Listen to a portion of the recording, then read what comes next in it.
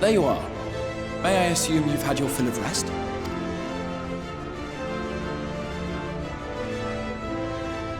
That is well.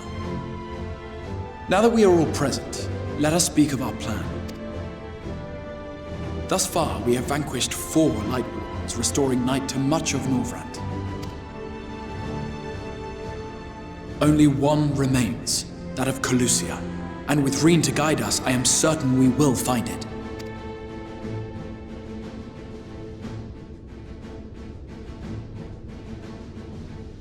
We're so close now. If we can just take care of this one last warden, we'll rob the Sin Eaters of their final foothold and drive them out of Norvrand once and for all. It will be a new beginning for the First, a chance for the people to rebuild their world. In short, a prize worth fighting for. And in thus delivering the First from destruction, so too shall we unsow the seeds of the 8th umbral calamity. Do you hear? Your dreamed of rejoining is in jeopardy. Are you sure you're not tempted to intervene? You labor under the misapprehension that vanquishing the Sin Eaters is tantamount to saving the world. It is not. In truth, you only delay the inevitable, lengthening your fleeting lives by the smallest of margins.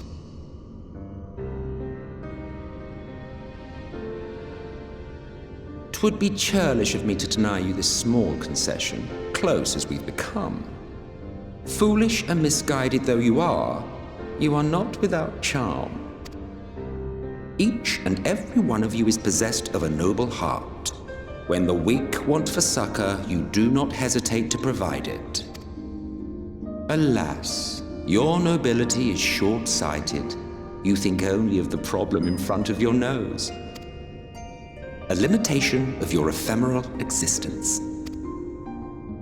Our lives may seem short and insignificant to the likes of you, but one does not need to be an eternal being to achieve lasting change. If I may stop you there, I do not claim that we Ascians are special. That is another misconception. In the beginning, everyone lived nigh for eternity. Such was the natural order of things. But like so much else, this was taken from you.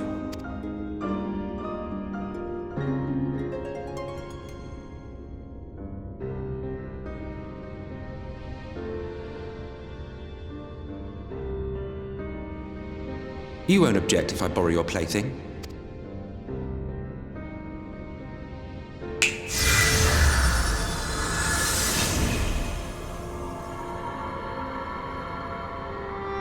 In the distant past, when the world was one and whole, a great calamity threatened all life. It began without warning. The very laws of the star were warped and broken, and chaos swiftly spread throughout the land. Faced with annihilation, we sought to imbue the star with its own will. Thus was Zodiark born, and by his power was order restored. Ere long, however, thankless fools began to fear that Zodiark's might was too great, and so they conjured another to keep him in check. Your own dear Hydaelyn. And the two beings waged war until, with a single devastating blow, Hydaelyn unmade Zodiark, scattering his being across space and time. So you told us in the Katana Ravel.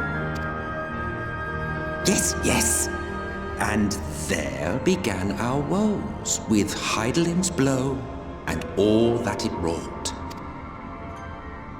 As a counterbalance to Zodiark, Hydaelyn was created with the power to enervate her foe.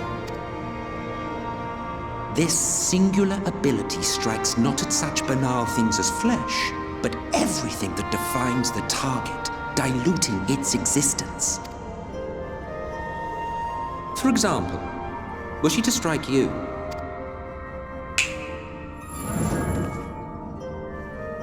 2 individuals, identical in appearance yet reduced in all respects. Strength, intelligence, the soul itself, all is halved.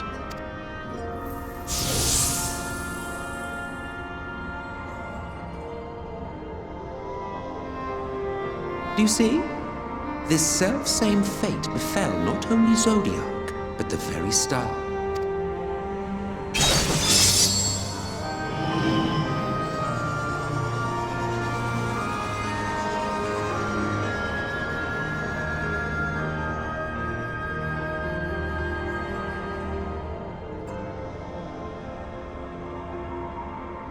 Only 3 were fortunate enough to escape the sundering, me being one of them.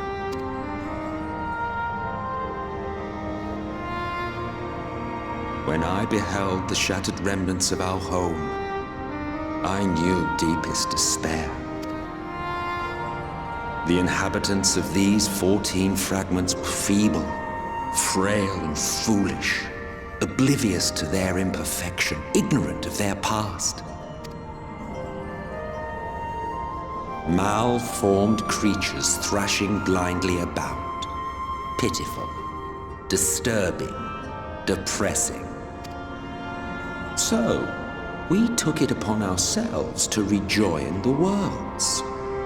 But in our eagerness and, I confess, our ignorance, we erred and made a useless void of the 13th.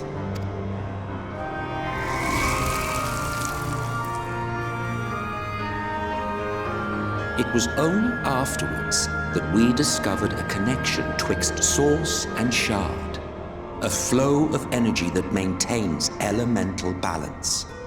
And thus did we arrive at our time-honored modus operandi.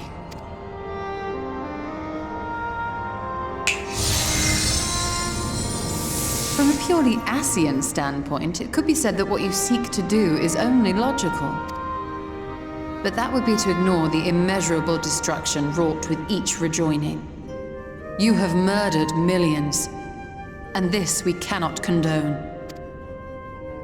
By your fragmented existence, you continue to give rise to tragedies far crueler than any calamity. But yes, moral relativism and all that. Case in point, I do not consider you to be truly alive, ergo I will not be guilty of murder if I kill you.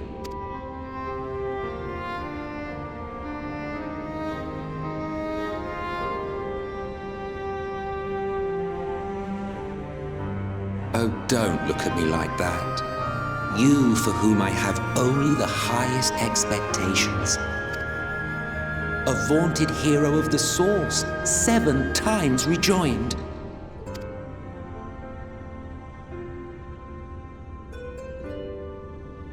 Long have I awaited one who might brave a path of lesser tragedy. A resilient soul able to endure the necessary pain. I dare to hope that my wait is over. So, finish your task and slay the Lightwarden, make proof of your usefulness, and then we may speak again.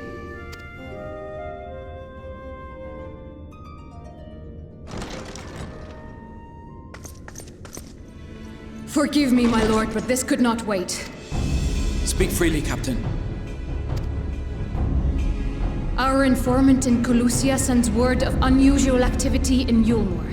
It appears their forces are entrenching themselves at key points throughout the city, making ready for an attack by all indications. An intriguing use of resources.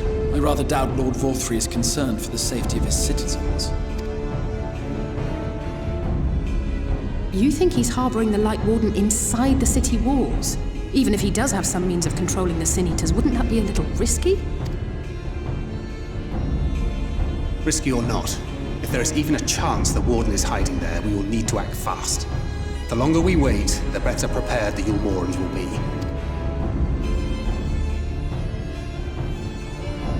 Agreed. See to your preparations then and make for Colusia. God's willing, this hunt will be the last. Let us see it through to the end.